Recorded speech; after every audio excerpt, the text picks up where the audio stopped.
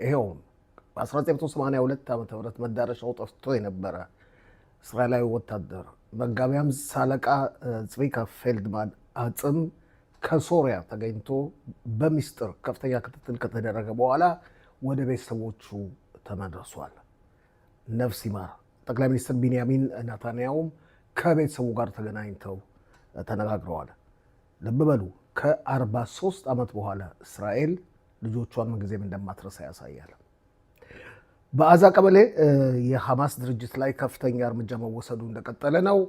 ብዛት ያላቸው ሽብር ፈጣሪዎች ተደምስሰዋል። በይሁዳና ሰማሪያ ቀበሌ ደግሞ ቀንደኛና የመጀመሪያው ተብሎ የሚጠራ ሽብር ፈጣሪ በእስራኤል መከላከያ ኃይል ወታደሮች ተደምስሰዋል።